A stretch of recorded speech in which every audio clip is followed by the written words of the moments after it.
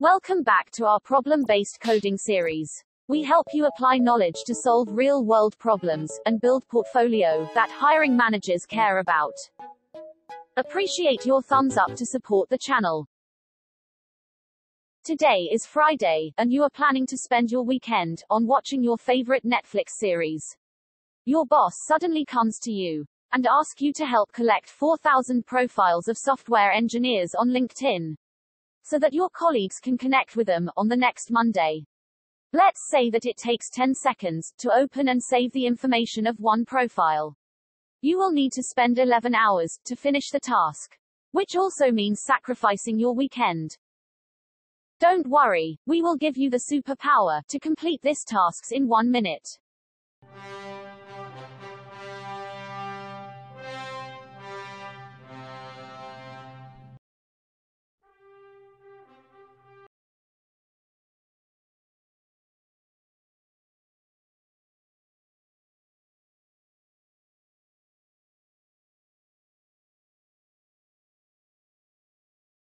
Consists of 4 sub-challenges, and it takes around 5 hours to complete. We recommend completing it over the course of 1 week, spending 60 minutes a day to tackle each challenge. If at any point in time you find it's difficult to commit, you can join our Facebook social learning group to learn with other peers. We will leave the link to the group up here and down below this video. Alright, I hope that gives you the confidence to get started. Before automating any tasks, it is often useful to break down the exact tasks needed. Listing down the tasks helps us visualize what we need the code to do. To crawl LinkedIn, we need to open a Chrome browser, access the LinkedIn login page, key in our login credentials, and press this button. After getting in, we will next search for the profile we want. We then open the URL of all these profiles, navigate through the next pages, and repeat the actions. Then, we copy the data of each profile into a .csv or Excel sheet like this.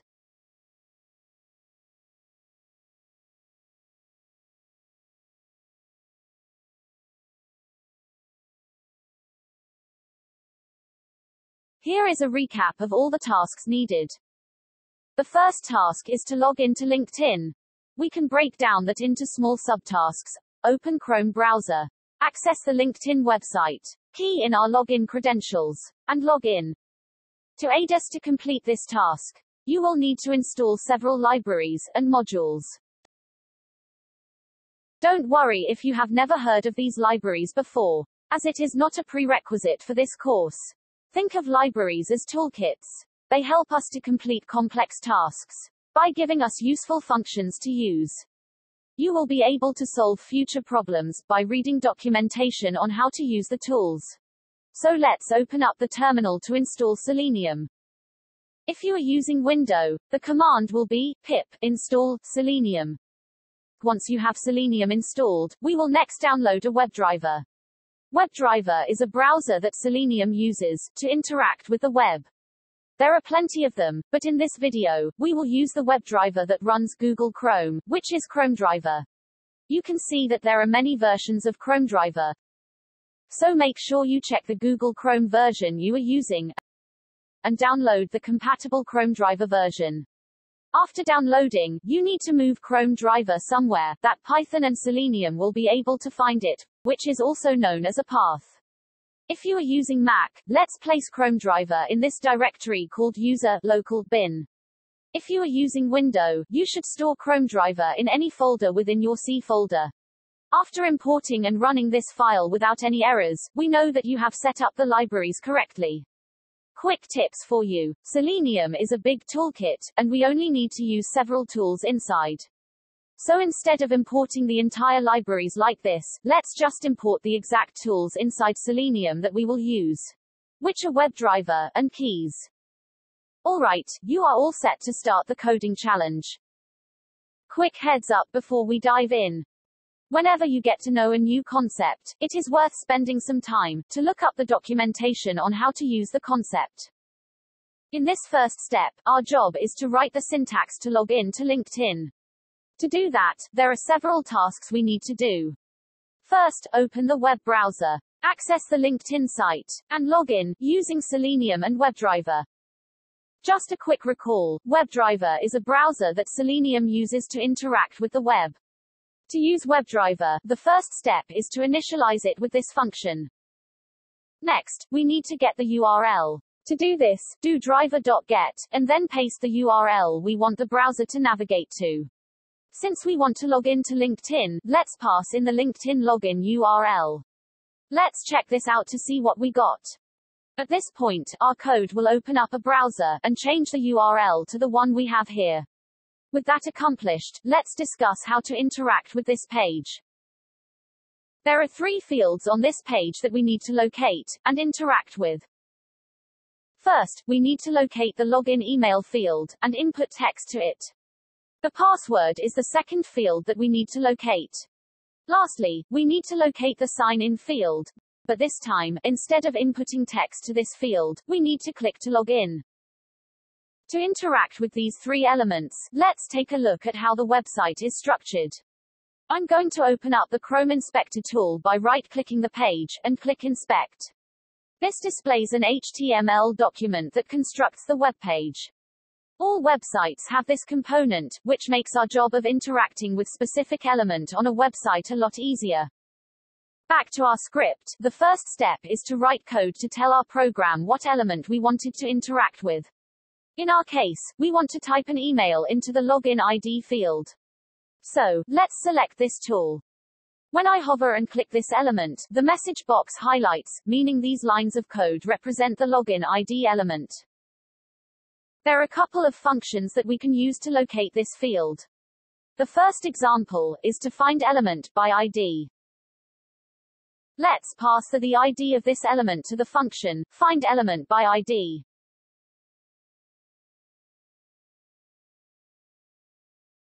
Now that we specified the element, we can go ahead and interact with it.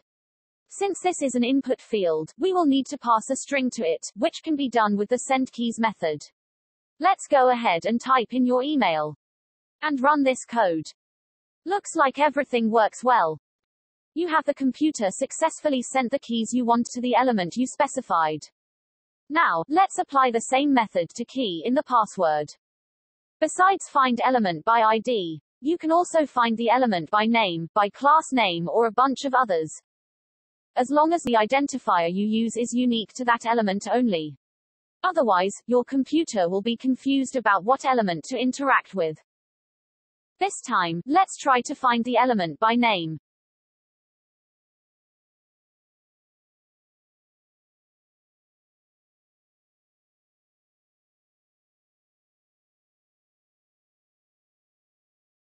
Then, using the sendKeys method to key in the password. Check this out. We got it correctly. Finally, to complete this login task, let's find the sign-in element. This time, let's try another method beside find element by ID and by name, which is find element by XPath. We can grab the XPath of this element by right-clicking the area, copy, and copy XPath. Then, we use the click method to click the button sign in. Alright, let's run our code and see the progress. So the computer correctly key in our email, which is your email. And our password, which is your password. And click this button sign in. Only because we don't give the computer the correct credentials that it failed to log in. Before moving on to task 2, let's take a quick pause here to see how we can improve our code further. First, did you notice how quick the computer type in your email, password, and click the button sign in? Yes, it is as quick as you might not even realize it. On system like LinkedIn, we might encounter security check question if our script runs too quick. When unexpected event happens, it will interrupt the flow of our script, and the computer ends up fail to run through the entire script. To avoid the security check, let's also install the time module. The time module allows us to handle time-related tasks. Specifically, the sleep function within that module helps slow down the execution from our script to avoid banning from the LinkedIn system. Let's import the time module and the sleep function.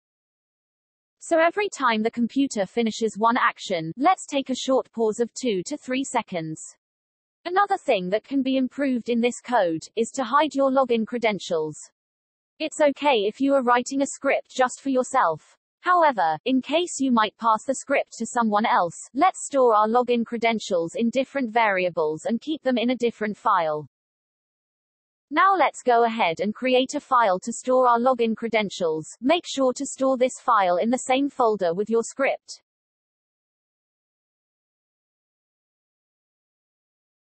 Now that you have the file, let's open it and assign the values inside the file to our username and password. Let's get to know a method called readlines that helps us to read each line inside the file we open. So the first line is our username, and the second line is our password. Let's check this out. So the computer keys in the exact text that we ask it to fill. Now you can simply replace these two lines with your actual login credentials to make it works. Last up, let's add in some comments to explain our code, and also some print statements to help us keep track of where the script is at when it runs.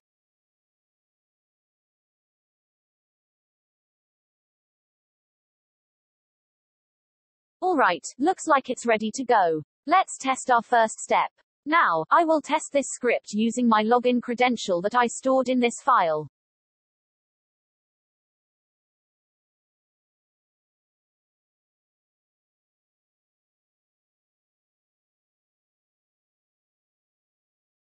Good job guys, you just complete the first step of this assignment. In the second task, you will apply the same method we learned in the first step, to search for profile you want. The subtasks are, first, locate the search bar element. Then, input your search query using the send key methods. And finally, search for the result. Although the method is nearly the same with the first task, there's a slight difference to this that might prevent you from getting the output you want. Let's solve this together. First, we find our search box element. It doesn't matter what technique you use to find the search box, as long as the computer locates it correctly. I will use XPath to find this search box element. Now that we've successfully identified the search box location, let's send the search query to the box. Say, we want to search for the keyword, software engineer.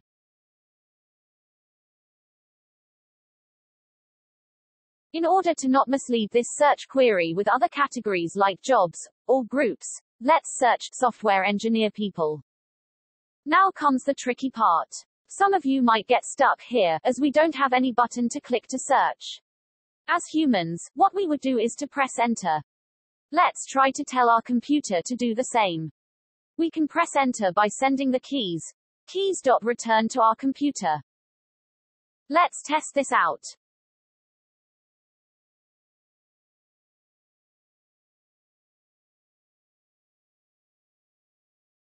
Well done, it works as expected. As usual, let's take a moment to improve our code. Sometimes, including the search query inside the script might not be a good idea. Especially if we want to reuse the script for a different search query. To reuse the script later on, let's store our search query in a variable. It's up to you how you want to pass in the search query to this variable. We can create a different file to store our search query, like what we did with the credential. Otherwise, you can just use the input function to ask yourself to key in the search query directly. You should include a bit of explanatory text here, so that you know what the computer is asking from you. Now, let's go ahead and try it. You can see that instead of searching immediately, the computer asks you what profile you want to scrape. You can just simply key in your search query. Let's key in software engineer people and press enter. There you go. The computer is sending this exact search query to the search bar. Now that you have completed half of this challenge, it will be helpful to revisit all the concepts that we have gone through. We just get to know how to interact with our web browser using Selenium. In this task, we will learn to scrape the content from a website using Beautiful Soup. Specifically, our subtasks are to, first, write a function to scrape the URLs of all the profiles we found from one page. Then, navigate through the next pages to repeat that action. For this task, we need the aid of the Beautiful Soup library. Let's open up our terminal and install Beautiful Soup 4. If you're using Windows, the command will be pip install Beautiful Soup 4. Let's import Beautiful Soup 4 to our program. Beautiful Soup is a Python library for pulling data out of HTML files, which is the file that stores the content of a website. In our script, we will use Beautiful Soup to extract the URLs of all the LinkedIn profiles, and the information on each profile. Once you have all the necessary packages imported, let's start by finding the URL of each profile in our HTML document.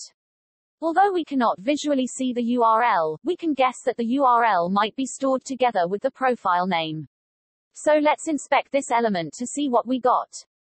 Looks like we cannot find the exact URL of this profile, but we found the profile ID instead. With the profile ID, we can easily combine with the rest of the LinkedIn URL to form a full profile URL, like this. Now, it's time to find the profile ID of all these profiles. Beautiful Soup gives us a handy way to do that. As mentioned before, the HTML document holds all the information that is visible on our page. To find a specific part of the content inside this HTML document, we first need to access it. To access the HTML document from the browser, we can right-click to our page, and view page source.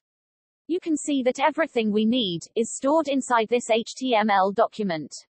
Let's check it out to see if this ID is inside. We found it. And to load this HTML document to our script, let's use Beautiful Soup function, and pass in the parameter driver.pageSource. Check this out. Now that we load all the content of the HTML document here, let's find all the profile ID, using the findAll method. The findAll method scans the entire document, and look for results that you ask for. In our case, we want to find all the HTML tag that store the profile ID, which is the tag A. Unfortunately, besides the profile URL, tag A will also return redundant content that we don't need. So to narrow down the search, let's pass in a filter, which is the CSS class. If you wonder why we use class underscore instead of class, the reason is because class is a reserved word in Python. Using class as a keyword argument will give you a syntax error. So Beautiful Soup allows you to search by CSS class using the keyword class underscore. Now that we have all the profiles, to extract all the URLs found within a page of tag A, let's loop through each of the profile. Notice that the ID is stored inside the value href. Let's use the method get to extract all the ID. After getting the ID, we need to combine the ID with this link to form a full URL for each profile. Now let's create an empty list to store all our URLs. When you locate one profile ID, you might potentially extracted two profile IDs at the same time. That is because the profile IDs are embedded not only under the profile name, but also under the profile picture. To get rid of duplication, let's put in this condition. Alright, let's test what we got so far. Now that we just successfully collecting all the profile URLs on one page. Since we will repeat this actions over and over on each page we go through, it's a good idea to wrap our logic inside a function. The function will return a list of all the profile URL on one page. Let's do a final check. Well done guys for going this far. We just successfully write a function to scrape the URL on one page. In the next task, we will write code to navigate through many pages and scrape the profile URL on each page. To do that, either for loop or while loop works, depending on what condition you want to set for your function. For example, if you want the computer to keep looping until we reach 100 profile IDs, we can use while loop. But if you only want the computer to loop through a fixed number of times, we can use for loop. I will demonstrate how to use for loop as an example. Let's say we want the computer to loop through a number of pages we pass to it. In each loop, the first thing we will do is to call the function that we define in the previous step, to extract all the URLs of that page. We store this function in a variable so that we can interact with it later on. After calling this function, the computer should have done the job of scraping all the profile URLs on this page. It's time to navigate through the next pages. Similar to what we have done before with other elements, now let's locate the next page button and click it. Before doing so, did you notice that we did just now? From the top of the page, we need to scroll down to the bottom. Otherwise, we won't be able to locate the page navigation. To do that, let's first get to know a new concept called window object. The window object is a JavaScript object that represents an open window in a browser. There are many methods within window objects that allows us to interact with the window in many ways. Scroll to is the method that helps scroll the document to a specified position. This method receives two parameters, x and y, in which x represents the horizontal position, and y refers to the vertical position. In our case, as we don't need to scroll horizontally, our x value will be 0. As we want to scroll vertically down to the bottom, our y value will be the height of the page, which can be defined using this syntax. Document.body.scrollHeight. Next up, to execute this JavaScript object in our Python file, we will use this method called executedScript and pass in the window object we just wrote. Let's check this out to see what we got.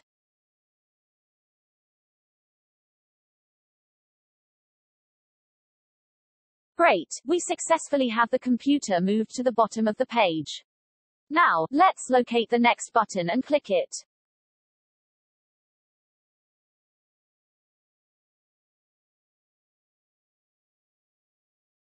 Although it looks like it works, if we refresh the page and run the code again, the computer raises an error said, no such element.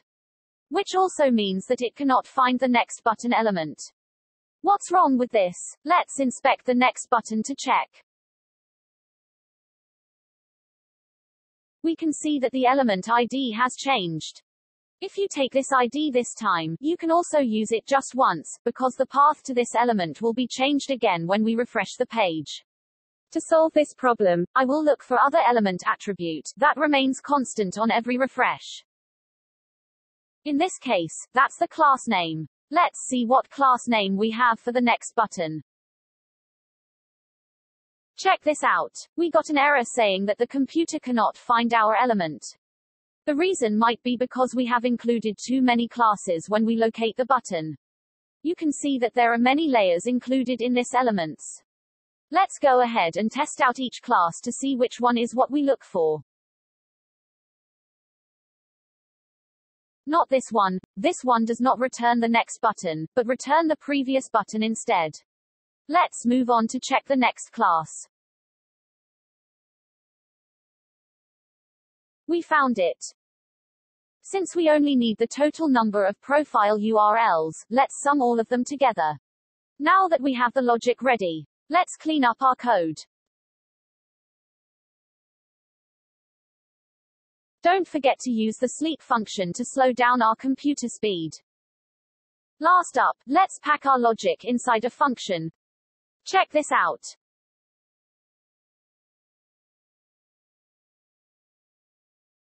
Well done guys. You have been through 3/4 of the process. In this final task, we will access each profile URLs that we have extracted in task 3. Then, locate the information we wanted and scrape that information. Finally, we write that information into a CSV or Excel file. If you decide to store your output in a CSV format, let's go ahead and install the CSV module in Python. If you choose otherwise, such as Excel or Google Sheet, be sure to import relevant libraries to your script. With the CSV module imported, we are ready to proceed with these subtasks. Let's dive into task 4.1. Before looping through each profile URL that we have, let's access and scrape the information on one profile first. After landing on one of the profile page, let's look for the information that we want to extract using Beautiful Soup. Similar to what we have done in Task 3, we need to load the HTML document of this website to our script. We will do so by passing the syntax driver.pageSource to the function Beautiful Soup. Besides the page source, we also pass in one more argument to the Beautiful Soup, which is html.parser. This argument represents a parser that normally helps to parse the HTML document into different tree structure that you want. Now that we have loaded the HTML document to our script, I will go ahead and extract the name, the location, and the profile title of each profile. Let's inspect this information. We can see that all the information we are planning to scrape belong to this tag. Let's first load the content of that tag to our script using the find method.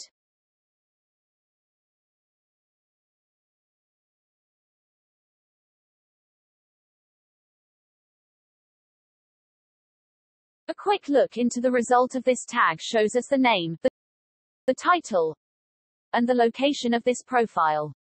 Within the tag that we just locate, we can see that the name and the location belong to a sub-tag called UL. And the title belong to a sub-tag called H2. So within the tag we just found, let's find all the UL tag to first locate the name and the title. For the first UL element inside the UL tag, we can see that the name of this profile is located inside another tag called LI. Let's go ahead and find the LI tag. At this stage, we can use a method called getText to extract that part of the content out of the HTML document. Notice that the output comes with redundant spaces on both sides. To remove the space, let's use the string method strip. Let's apply the same logic to locate the location content. We know that the location content belongs to the second element inside the info lock. Let's access that element and find the LI tag. Similar to name, let's strip the redundant space around the output. Finally, let's scrape the title of this profile. Unlike the name and the location, the title does not belong to UL tag, but belong to the H2 tag instead. So let's use the find method to find the H2 tag inside the info div, and the getText method to extract that part of the information. Finally, don't forget to strip the content. Alright, we have the logic to scrape content ready. Let's put this logic into our loop, and test it one more time.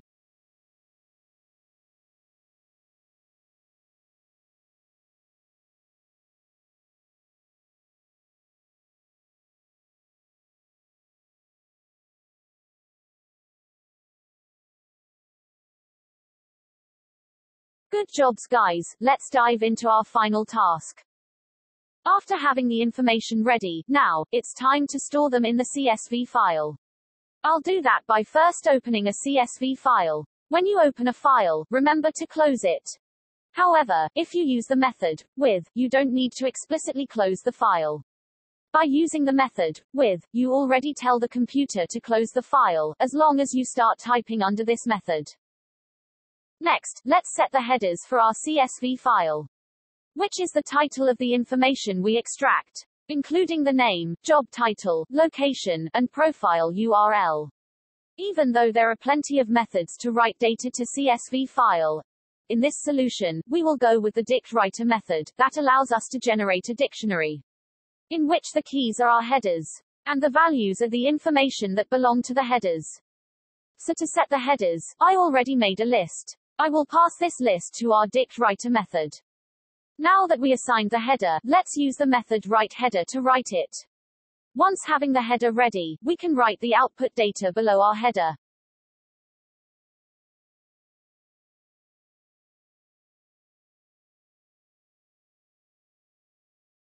To write the output data, we will use the method writeRow, which receives a dictionary as a parameter. The keys are the headers, and the values are the information below it. Alright, we are ready to go. Let's check this out.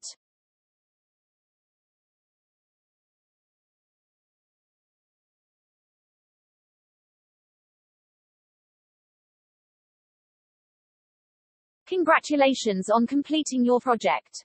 Thanks for watching. Don't forget to like and comment if you find this video useful. And subscribe for more future videos.